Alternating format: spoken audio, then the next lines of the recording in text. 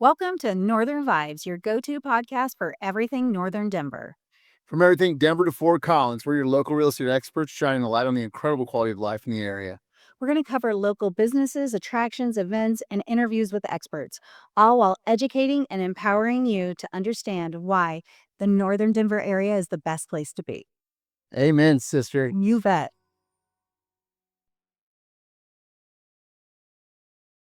I just wanted to welcome to Northern Vibes, everything Northern Colorado.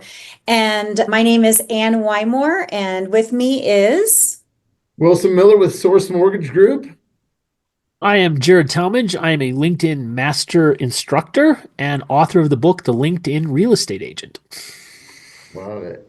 Well, I am super, super excited and so grateful to have you here today. Anytime that we can talk to someone from Colorado and kind of get some insight into how to grow our businesses here more organically without having to pay for a bunch is the way to go.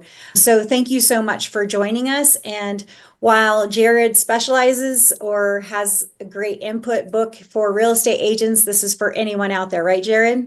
Yeah, in fact, there's actually another book out there called The LinkedIn Salesperson. So everything that we describe on this podcast with LinkedIn can be adapted to salespeople in general. So makes it much more broad of a subject. Oh, that's awesome. That's perfect. Right. So you're from Centennial? No, I live in Centennial. I came out to Colorado 30 some years ago at this point. Where'd you come from? I came from Ohio. Not that I'd like to claim that. So, yeah. Came out here when I went to college and never left. So Where'd you go to school, Boulder? No, DU. Oh, nice. Fancy. Got the good education.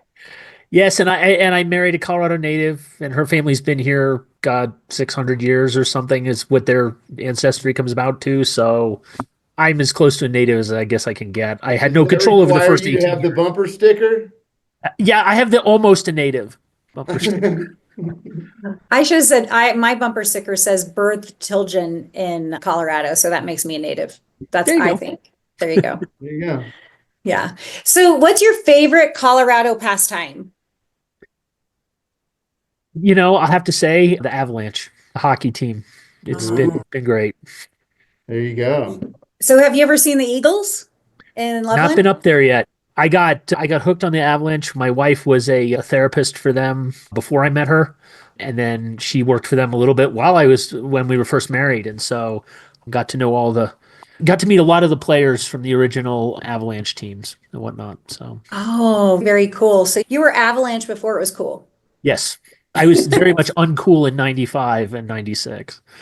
So that's funny because our last guest, like she had just mentioned, is it the Eagles, Ann? Yeah, it's the Eagles in We have their minor league team just up here. Yep. So our goal is when that podcast airs, we're definitely going to do something like any listener that posts something, we're going to do a raffle for Eagles tickets. And nice. I keep saying to Wilson that we need to go and catch a game there because I think that would be so cool. That's where they really like beat each other up is in the like lower ones, right? Yep, in the lower levels. It's where you get to see all the stars before they become stars. Yeah. So I think we're going to do a surprise. My husband is now, so he jumped on the cool Avalanche. Like he wasn't cool like you, is like later. So I do think I'm going to have to get us some tickets and go see the Eagles in Loveland because after hearing about them, you just got to check it out. Yep. Hockey's addictive anyway. Jarred. Pardon? We'll invite Jarred to join us. Heck yeah. I'm coming. I'll be there. All right. We'll do they have like suites there? I'm sure they do. Well, it's got to be cheaper than Ball Arena.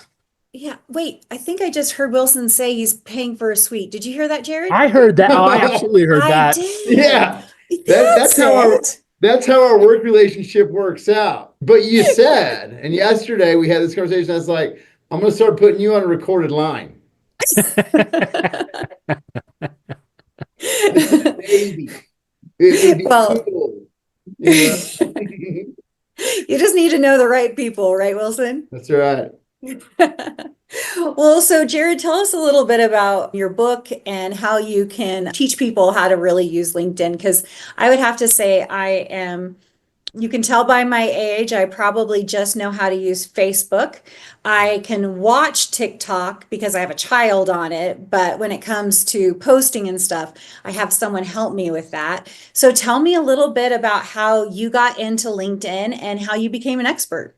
So I actually was one of the early adapters to LinkedIn. I had been a recruiter, gosh, back 20 years ago. So 2006, I was in the mortgage business. I got hired as a recruiter, and I found this really cool little site called LinkedIn that at the time was it was a competitor to Monster. But the thing about it was it had a lot more information. People were a lot more open to it. And so I started playing with it back in 2006. It was only a year old at that point. And a lot of the current features that are available now didn't exist back then. Huh? So I did that, and I did that for a few years. And then the Great Recession happened, walked away from it, came back to it actually last year. So how this happened was I had a real estate agent approach me at a networking event. We were having breakfast, and he says, I'm thinking about advertising on Facebook. Can you help me? And I said, I can, but my question to you would be, why are you doing that? And he said, well, that's what I've been told is the way to go. And I said, well, if you want to spend money, yes, absolutely. You can spend money on Facebook. I said, but if you want to have effective business connections and actually build your business, I would suggest LinkedIn. And he said to me, well, what do you know about LinkedIn? And I said, well, I know quite a bit of things. I've been teaching a LinkedIn class since 2014, specifically for agents, mortgage people, title, that kind of thing. And so I sat down and I started talking to him, and I said, well, you can do all these things. And I started explaining this to him. And he looked at me and he says, man, you should really teach a class in this. A month later, I was teaching classes. And so the book came out of the idea that I was teaching the classes. And I thought to myself, people only retain about 10% when they come to class. They will lock onto something and they'll say, oh, this is a great feature. We want to know more about this. And then they lose like 90% of the other information. And so I had originally thought, well, what I'll do is I'll just write a book, and that'll be the class written down so that you can get that information again. And so then that's where this came in. I wrote this. Yeah. And then the interesting thing is I published it in July. And in September, Inman picked up the book, called it one of the best business books of 2024, and highly recommended it to everybody as one of the 10 must-reads of the year. So Congratulations. That's awesome. It only took 30 years for it to be an overnight success. So. And Jarred and I had talked prior to, and for our listeners out there, and I use LinkedIn avidly with my prospecting and my connections. I use all the platforms, and I like LinkedIn. And to his point, and within our industry, we're talking about affordable prospecting, right? Yes. Yeah. As part of some of these other programs and ads, et cetera. But for our listeners too, Jarred, I mean, if you could, these are self-employed business owners up here. We're trying to highlight the North and just anybody's success, business owners. It's not just salesmen and business owners, which are salesmen, whether they know it or not. But, these tactics can be used for any business, any event that you're highlighting, et cetera, correct? Absolutely. In fact, here's how I explain it when I teach a class. LinkedIn is, simply put, the biggest, most developed business database the world has ever seen. There's over 300 million users. In the United States, there's something north of 100 million users, which means about 1 in every 3 business owners is on LinkedIn. And when you start thinking about that and you realize that there's literally anybody in the world that you can talk to on LinkedIn. There's anybody in the world that you can say, I want to connect with this type of person. That all can happen on LinkedIn in a matter of moments. I've talked to authors, I've talked to business owners, I've talked to salespeople. And the thing about LinkedIn is everybody says it's LinkedIn, there's going to be a cost. There's no cost to this thing.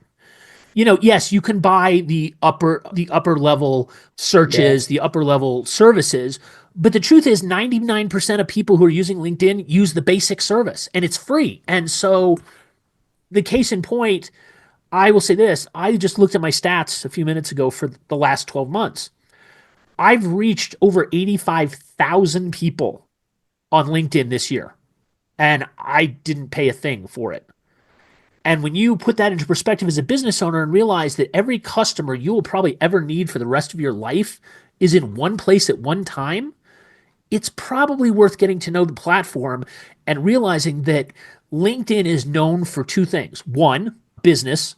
Two, they are absolutely terrible at telling you how much they actually do for you in the background, that they just don't tell you it's there. You have to play with it and find out, or you have to talk to somebody who actually knows that it's doing that, because it can literally change your business. And all of a sudden you're looking at it going, wow, all of a sudden I'm having great success. Why am I doing that? Well, it's because LinkedIn is helping you and they're just not telling you that they're helping you. So, I mean, I heard a lot about LinkedIn about 4 or 5 years ago. And as we've like moved into a, kind of a different social media age, how would you suggest to someone to like get back into LinkedIn, and how much time does someone need to spend, to update their profile and to do some other things? I think we hear so much about different types of social media, and LinkedIn was super hot and then now it's where it's at. But I do feel like if you're trying to reach a certain demographic, LinkedIn is like one of those. It's a business owner, it's a professional, it's that type of website. What would you, I know I just asked like 5 questions. So number one, like how much do you think like someone like me who hasn't even touched LinkedIn for a couple years, like what's the time factor like of really getting back into it? And like what would I need to dedicate to like start really utilizing it? So here's the big tips that I give people. So first off, social media, when you're comparing LinkedIn to say other social media platforms, let's talk about TikTok, let's talk about Instagram, let's talk about Facebook, these kind of things. Oh, YouTube, great example. The idea is those social media outlets, their goal is to keep you online, talking to them. So if you're on YouTube, the goal is for YouTube to pop up another video that you're going to watch, and you're going to say, oh yeah, I'm going to watch that, and all of a sudden an hour. Like you're going down a rabbit hole. Right. Same thing with Facebook. Facebook Reels. I mean, like Facebook Reels does that to me all the time with panda videos or cat videos or something. And it's like, yeah. No, what am I doing? LinkedIn is very different. LinkedIn's whole goal and their whole purpose for existence is to connect business owners to other business owners. And so what you're dealing with is everybody says, oh, well, how much time should I spend on doing this? Well, let's start with this premise. If you have a LinkedIn profile and you haven't touched it, chances are that LinkedIn profile looks something like, here's my name, here's my resume, here's what I've done. And it looks a lot like probably what you send out if you want a job. The thing that probably not even that. Probably not I tell even people, updated. here's the thing. Yeah. If you can take, just say 10-minute increments a day and say, I'm going to start rewriting my profile 10 minutes a day. Because the thing is, LinkedIn is not, you don't have to do it all at once. Then all of a sudden introduce yourself and say, hi, I'm fabulous now. Thank you very much. You can gradually do it. And so what I tell people is start with your current job and write out your description of what you do for your job, but explain it not to somebody who's going to hire you, but explain it to somebody who wants to work with you. Because if you think about it, from most perspective, and I'm going to use the realtors as an example of this. Most realtors, when you go to their LinkedIn profile, it says my name, it says realtor at company, and that's their title. That's like what they do. You guys do so much more than that. And every business owner does so much more than what my title is or what your title is, right? So start by talking about, change your profile. Instead of saying, I did this. Instead, make it about how can what you do help your client, so that your client can read this. Because here's the truth. LinkedIn is your digital footprint online. If you do it right, when somebody Googles you, and let's face it, people are going to Google you. Yeah. They'll Google reviews on a toothbrush for $3 on Amazon. You don't think they're going to Google you to work with your business? Yeah. So you actually can control what they see. And your LinkedIn profile, because of the way LinkedIn works, is linked to Google. And so when you update your LinkedIn profile, it updates Google. And so then when somebody Googles your business or your name, your LinkedIn profile is going to come up pretty high on that ranking, usually top 3. You can control. I don't think people realize that. But you can talk to people and say, this is what I do and this is how I help you. And if you think about that, compare it to somebody who just says, this is my job at my company and these are the things that I did in the last 6 years. Nobody takes that and says, wow, I want to work with you for that. But if you say to them, based on my job, this is what I do. For homeowners, I do this. For buyers, I do this. For sellers, I do this. Now, all of a sudden, you're ahead of 95% of the people that are online. And the truth is, when you realize that LinkedIn is nothing more than someplace for you to manage your digital reputation, it changes how you think about it. And so Absolutely. I start with love 10 minutes, 10 minutes a day. Don't overload yourself because most people aren't writers. They're not going to do that. But then here's the thing. If you're posting 3 times a week, and I mean commenting, liking, sharing, or just writing your own stuff, that's enough to beat most things that are happening on LinkedIn because most people aren't that active. So if you want to be seen and you're already connected to a lot of people that are your clients, if you put out that 10-minute effort, what you're going to notice is it's going to become cumulative. And all of a sudden, you're going to start people are going to start talking to you. Say, "Oh yeah, I saw you on LinkedIn. I saw you doing this. I saw you doing that. Blah blah blah blah blah." That kind of thing. And so it's there, and it is based. This is the one social media platform people want to hear you sell something.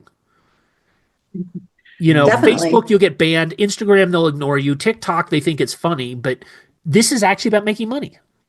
I like what you said there too. And listen, as a guy that prospects and all realtors and business owners, and here, I want to guide this towards our listeners too. So many people do not exist on there. And this goes for all platforms. Yes. As a guy that I recruit and prospect full time, I would say only 5 out of 10 realtors even have a profile. And to your point, which most people do not understand, the SEO, the Google, when they Google your name, one of your top 3 things is going to come up will be your LinkedIn profile. And it blows my mind. And to your point earlier, you're just giving a description of your bit, just get your digital footprint out there and just have it existing. You don't need to be quite as active as you might be on some other platforms. Correct. But have it exist. It blows my mind. And that goes for lenders and loan officers too. I would say almost 70% of people don't have a LinkedIn set up or set up properly. Empty profile pic, no description. And again, to Jarred's point, it's all about being searched. Everybody's going to search you. Whether you're a restaurant, loan officer, realtor, you're going to be an event you're having, you need to have the thing set up. Take the time to set it up because it's more than just that profile that we're thinking about. It's the overall SEO of the search engine. Correct. Well, and the more you do, the better it gets. Right. And so the thing I can't even tell you just like some of these tips. So update it, obviously, but then what you put in there, it does make a difference. And a lot of people go, oh, well, is it asking, your title? And what you were saying is, I think that really is 10 minutes a day and, just only 3 times a week jumping on it. It's not that big of a burden when you break different things down. So another question that I have though is, so how much do you put? Like, what are you looking for? Like as a realtor, like as like Wilson's looking, like since I haven't been on mine for very long, how do you update your contacts? Because since I haven't been on it for 10 years, for 5 years, how do I go in then and update like all the people that I now know? How do you find that? And does that make sense? Yeah. So of course there is a search feature where you can literally look people up by name. LinkedIn is very active in the back end in that it will tell you, hey, these are people that have something in common with you. You should connect with them. And chances are there's going to be people that you know. It's going to look at past companies that you've worked for, past industries you've been in, that kind of thing. And it'll always have those pieces of information on the side saying, hey, you might want to connect with this person. You might want to connect with that person. Ultimately, at the end of the day, though, if you have the app, usually, and I'm not saying that this works all the time, but usually when you have the app, it will ask you if you want to sync your contacts from your phone, which you can do. And then, of course, by doing that, then it allows you to connect with those people that you're already connected to. The thing about it is, I always tell people LinkedIn's a habit. If you make a habit of saying to somebody, hey, do you want to connect on social media? Facebook, I mean, you connect on Facebook, you get 15 years worth of their history and all kinds of other things. A lot of people don't feel comfortable with that. And especially I've noticed when I talk to realtors who meet people at open houses, the clients are very hesitant to give out their emails or their phone numbers or anything like that.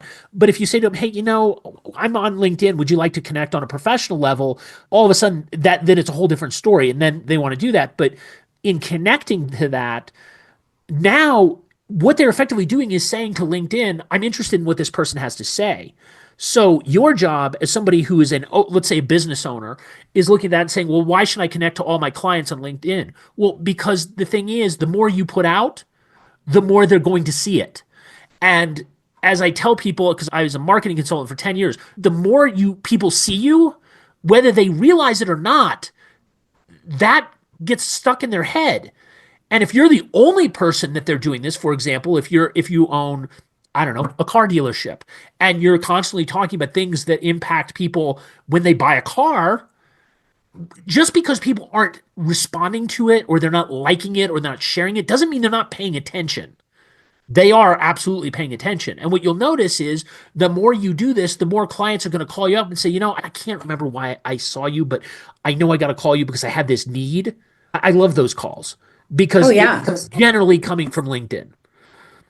Well, and that's it. And I think another thing I'd like to touch on, and this is another preconcept, everybody thinks that's just business to business, which in the big overview, it may be. But let's mention here, I use it for prospecting. You can use it for staffing, promoting, exposure, education, overall marketing as well. I think it freaks some people out, not freaks them out, but the younger generation or whatever you want to call it. Well, that's just business to business. I don't see how, listen, it's not that old notion of just B2B, necessarily. It might be professional to professional, but I think the whole business to business thing has been beat into people's heads, and then it's kind of a turnoff to a certain degree.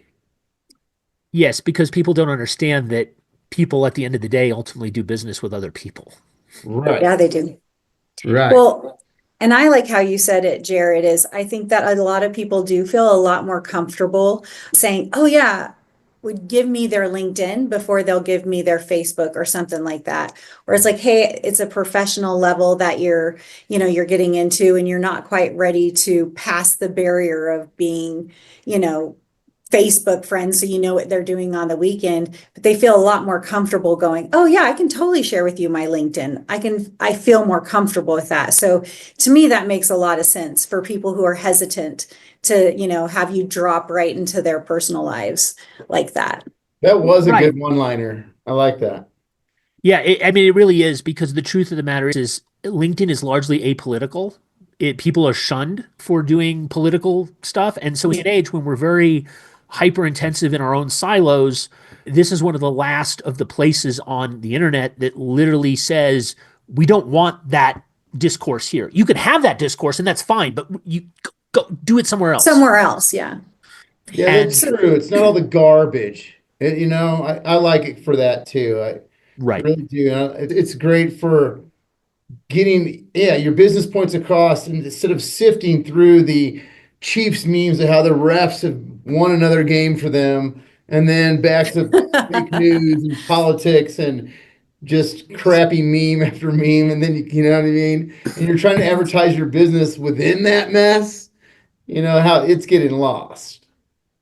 So I have another question. So what's another like really big hidden factor that you think a lot of people don't know about LinkedIn that you're like, if you could scream it from the rooftop? I've got a big one for you. Okay.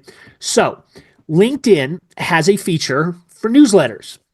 If you have 150 connections on LinkedIn, so 150 first level connections on LinkedIn, you unlock a feature called the newsletter feature. This came up, I think, last year. But here's the thing.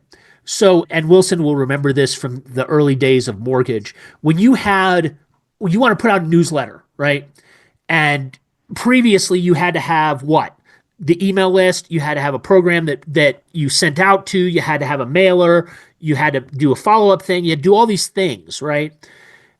LinkedIn took all that stuff and said, you know what? That's ridiculous. Let's put this all into our system together. And that's exactly what they did. So when you have a newsletter, so you basically, to start a newsletter, all you do is you go like you're going to write something on LinkedIn and it says write an article. And so you click that. And then there's a little manage button on the top. And if you click the manage button on the top, it will drop in and do a drop down. And one of the things it says is create a newsletter. Well, this is where this gets really cool really fast. And most people don't understand this. When you create a newsletter, it is exactly like creating an article. You put a picture up there, you do a title, you write whatever it is you want to write. So it's not like we're doing the old 90s version of has to be a column here and has to be 2 columns here and this and all. No, all that stuff is nonsense, gone. So you can just write about whatever it is you're doing. So if you have a business and you want to write something about your business, then you literally go and you write the business. And then what you do is, now this is where it gets interesting. So when you go to do this newsletter, you can do it one of two ways. You can literally hit publish and it will publish right then and there. Or you can select it and say, no, I want to publish it tomorrow or next week or up to 60 days out, which is really cool. But here's where this is where LinkedIn doesn't tell you this, but it's really wild. When you publish that newsletter, every single one of the people that are connected to you and every single person that's considered a follower, which is somebody who's raised their hand and said, I'm interested in what you do. So when you click that button, all those people, all your connections, all your followers will get notified that you have a new newsletter and that your newsletter has just gone out. And so here's the thing. When people go back to it, they get a little option. It says subscribe, right? Yeah. So they click the subscribe button and then they become part of your newsletter. Well, I tell people, if you're going to do a newsletter, do it weekly to start with. You want to do it more often than that, fine, but do it weekly. Okay. So you do that and more people start liking your newsletter. They start subscribing. Well, as soon as you start doing that, LinkedIn kind of pays attention and says, this type of person with these traits starts liking your newsletter. LinkedIn will go out and actively solicit other people that you don't know to join your newsletter, which is effectively, they're selling for you. And so what I tell people is this. The biggest thing about the newsletter is it's really easy. You write a headline, and then the form of the newsletter is the hook. So get them interested, sell them something interesting. The body, tell them what you're talking about, and the conclusion. What did you just talk about? And then what I tell people, and this is the most important part of this from an advertising point of view, is write something called about the author. Okay. This appears below the newsletter and it says, my name is Wilson Miller, or my name is Ann Wymore. This is why I'm an expert at what I do. And this can be an absolutely blatant sales pitch for who you are, what you do. If you're giving something away, put it in there. You want somebody to call you, put in your phone number, your email address, whatever it is, you put it in there. Okay. Because when your newsletter goes out, people are going to read this and say, okay, why should I care that this person is saying this? Well, you're establishing your digital your digital professionalism, right? You are basically telling people, here's what I'm doing. Here's why I'm an expert at what I'm doing. Here's why you should listen to me. But if you keep doing it, it stacks upon itself and more people come in.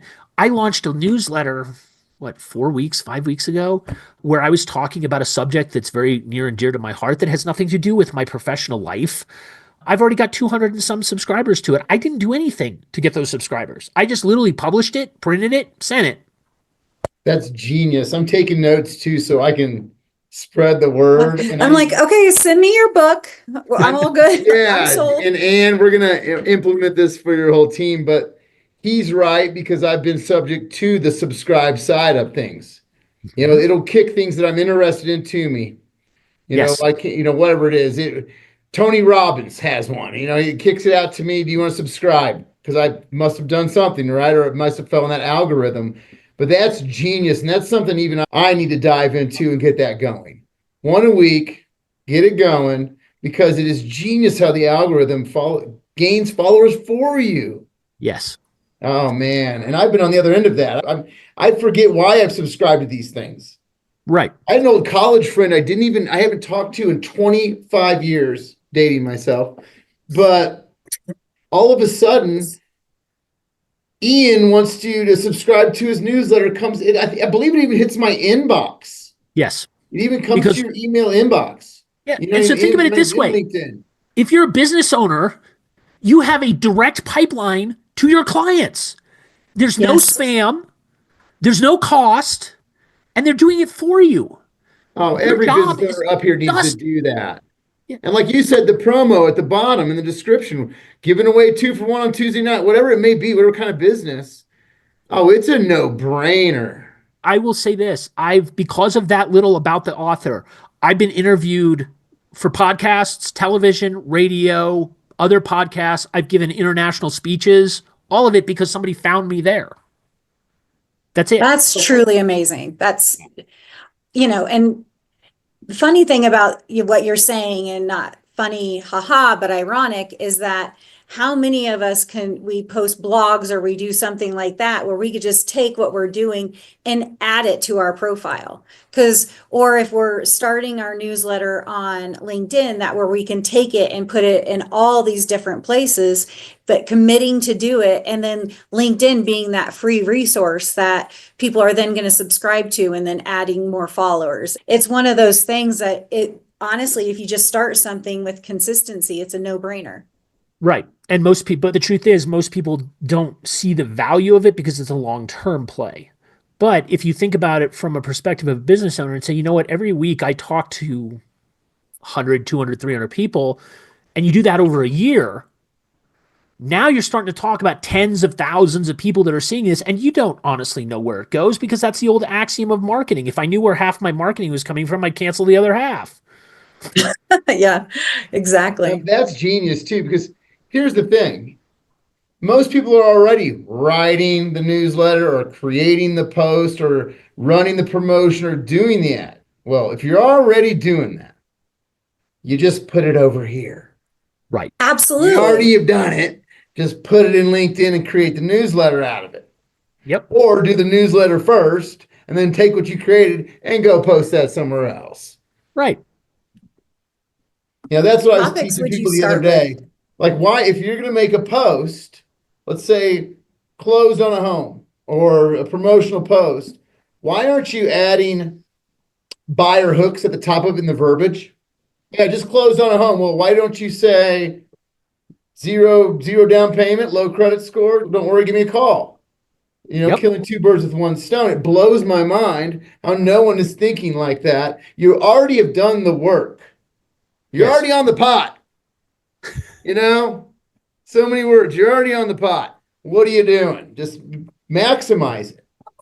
So I have a question. So I appreciate all of that. It's wonderful. But what kind of topics do you feel like bring the most to get your following up so then you can write maybe more intense? Because I love what Wilson is saying. I think coming up with hooks is hard. But for me, let's just say for real estate, I'm like, hey, this is how you do a post closing. Most people would think, why are you putting that in LinkedIn? So what kind of topics, what should I start with? And then how do I like move that around to be something more my business focused? So I would start with this. So back in, I'm going to kind of tell a story with this. So back in 2020, the pandemic, obviously, we all know the pandemic hit. I was working in reverse mortgage. I was a manager for G, so the Tom Selleck company. You must be crazy, folks. And when the pandemic hit, I realized there was going to be a major problem because I was used to sitting down at a kitchen table, having a conversation with seniors across the room. Well, when you introduce the pandemic and now that could kill somebody, Yeah. it kind of becomes complicated. So what I did was to start writing my first book, what I did was I sat down and I said, what are the questions that a client always asks me? And that's how I started doing the books. Was I looked at my business and I said, I know that there's probably 10 questions that no matter what appointment I go on, these questions are going to be asked. That's where I would start with your writing. Because Okay. just because we know something about our business, and every business owner suffers from this, just because you know something and you say, well, that's just second nature. It's second nature to you because you've been doing the business for a long time. But it's not second nature to the clients because they don't. And so what I would do is I'd start with what are the questions that I'm constantly asked on a daily basis or a weekly basis from my clients that are always the same? Because we all know within our own businesses, we all know what those questions are. But now, if you put them out there, you look magnanimous because now you're answering a question that they already have, but they haven't had to ask you the question yet. So if you say, well, why would I want to do X, Y, and Z? And you already know the answer. Well, the answer is I'm going to do this, and this is why you should do it. And how could you not think that this is the greatest thing ever? Well, there's your article right there. There's your post. Talk about that. Does it Because have to be a certain length? no, there's no length requirements. I mean, I've written newsletters that are 3 paragraphs, and I've written newsletters that are 10 pages. It just depends on the subject. But answer the question. And that way, if you think about it, you can really kind of make the style very easy. write the body of the thing first, right? And say, this is what I want to write about. And then from that, you can say, okay, what's the most important point of this? Well, the most important point is this. There's your headline. And then you just add the call to action conclusion, which is basically you restate what you've already said. Hey, I taught you this. I mean, it's classic, presentation 101. I'm going to talk about this, followed by this is what I'm talking about, followed by this is what I just said. And then you put the about the author at the bottom and boom, you're done. Send it out. I love that advice for any of us, any business owner, any salesman. We Yes. already know we have rebuttals already built up, memorized. Right. Well, that's exactly what he's talking about. That's what we're writing. Our rebuttals we're putting out there Yes. before they're asked, before the questions Yes. asked. And I do that pretty naturally when it comes like mortgages, for example. You were in the industry. What is it? Credit, down payment, and payment. Hoo-ha! And that's where I make all my marketing off of, trying to get that out there, answering those questions before. Do you have no down payment? Do you have low credit? We already know you're going to ask me that on the phone. Because you've been doing this long enough to know. Yeah. I will say I have learned so much from you, Jarred, like just in this short amount of time. So do you do classes still? Or are you just? We're going to need him in your office, Ann. I know, that's what I was thinking. So I'm going to put this out there. Yes, I do classes for agents, for mortgage companies, businesses. It doesn't matter. I'm open to doing it. My website, if you want to find out more about my classes, is classeswithjarred.com, and it's JARRED.com. And I am teaching classes right now in Denver and in Northern Colorado. And so you just go to the website, you find it. There's the top button, I believe, is class schedule. And you just click on that, and they're free classes right now that I do. And then, of course, I can also do private classes or one-on-ones and that kind of thing. So all that stuff is on the website. Do you also, so we know we can find you on LinkedIn. Yep. So find you on LinkedIn. We have classes with Jarred. I know Navigate Realty is going to look into hosting a class with Jarred and probably having you sit down with my marketing person to help her learn some more in-depth saying things so you don't have to come down once a month. But I will tell you, so where can I get your book? So my book's on Amazon. Awesome. Also, there is a free preview chapter on the Classes with Jarred website. And so literally you can go in there and click the free chapter. And so you get the introduction in the first chapter, you get that for free. So you can kind of download, because I know as a writer, if I try and buy something cold, sometimes I like the writing, sometimes I don't. And so you get a free chapter of the book. You can read it. It sets up everything. And then it has actually the availability. It's got a link on there to Amazon as well. So. Well, I think that anyone who comments is going to get entered into a raffle to win a book, and I'll definitely purchase that book myself, but I'll get two. So one for the raffle, one for me. And I just want to say thank you so much. I really didn't realize how much I was missing out on just focusing on some of the other social media, and where, hey, anything where you're saying they do so much work for us in the background. And I think a lot of people aren't using it, is a great place for us to start investing more of our time and our efforts. It's a complete blue ocean for most businesses. They really should check it out. Well, I'm on. How about you, Wilson? I mean, I love it, guys. I mean, I think right now is helping people. Money's a residual side effect of helping other people. And if we're doing anything with this podcast, anything with our own teams, that is some advice on some affordable, and I mean free, affordable marketing, okay? Business owner success, sales, events, you name it. If you're not using this or taking these tips or getting this book or investing a little bit in your future, your business, whatever, your family, I think it's a no-brainer. I think that this is great because I love this subject matter too. Well, again, Jarred, thank you so much for joining us at Northern Vibes. And we're going to definitely post your website, get all your information, but it's Classes with Jarred. And then check out the book, LinkedIn for Realtors and Real Estate Agents. Sorry. And what's the other book? The other book is The LinkedIn Salesperson. And again, if you just look me up online, it's Jarred with two R's. So JARRED, and then my last name, Talmadge, TALMADGE.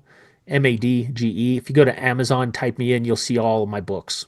And, I'm going to check that out. Thank you again so much. And we'll check into that suite that Wilson's going to get us at the Eagles, and we'll go out and have a good night. Okay. Oh Okay, yeah, I'll buy a suite because I'm going to use you in my classes too, Jared, because they get tired of me speaking. So I'm going to have a keynote. Well, I do and we'll that. host all those here. We'll host those here. I can't wait for you to come down and see our cool little office Yeah. and we'll just make sure we blow it up. Everyone should know about LinkedIn Yeah. and how Excellent. to utilize it. So thanks again, Jared, for coming. Thank you for having me. I Thanks, appreciate it. Jared.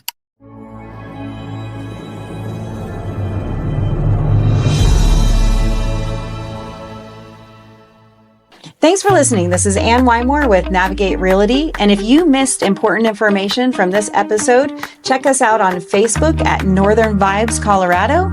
And this is Wilson Miller with Source Mortgage Group. Also follow us on YouTube at Northern Vibes CO.